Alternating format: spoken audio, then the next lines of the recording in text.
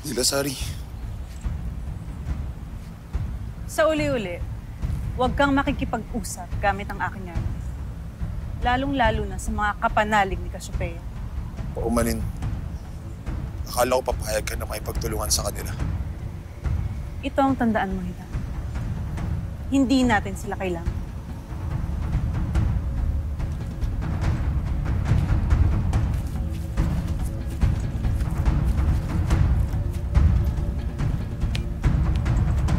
May plano pala kayo kay Hagor.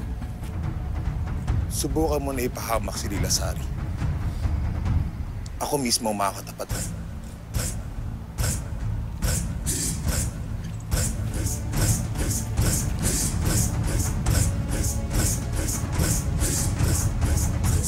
Kung hindi ako pinigilan ni Hitano, malamang ay napaslang ko ng Nilasari na yan. Hindi ko in-fresh ka eh. Ngayong umayaw siya sa atin, paano natin lalabanan ang iyong ama? Paano natin mabawi ang ating mga brilyante, Pirina? Sa pamamagitan ng inyong mga kapatid.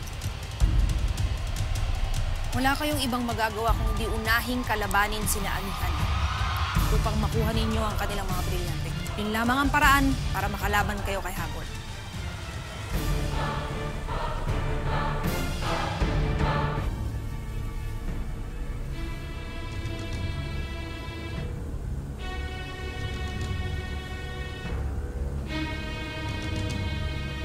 Nilasari, ano nangyayari? May nararamdaman akong matagal ko nang hindi nakakanilig. Gunda kayo. Kailangan pangalagaan na Reyna. Sheda, Avisala Nilasari. Sino siya? ang aking ina-ina. Si Cassiopeia. Tider kun grad SLS na. Kus ni dafte ifada. Yayakapin ko ang sino mang taksil, ngunit hindi. Astrikesen Verta Hara. Oo. At nagkamali ka. Wala kang nagawa para pigilan ako maging reyna. Kaya ngayon ay hinahangad mo ang mas higit pa. Katulad ka rin ng iyong asawa. Magtakaw ka rin sa kapangyarihan. Sheda, wala kang karapatan na pagsalitaan ng Reyna ng ganyan.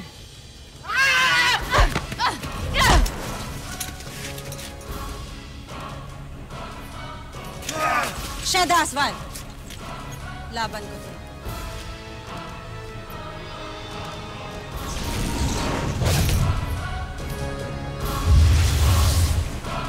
Sandata nito, Cassiopeia. Ang sandata kong kabilan. Hindi matatapos ang laban na ito hanggat hindi yan muli napapa sa akin. Manda ka.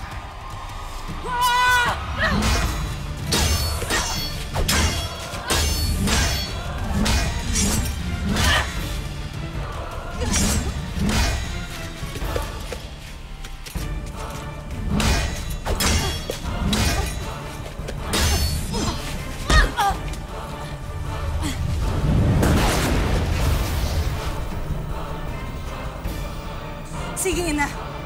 Paslangin mo na ako.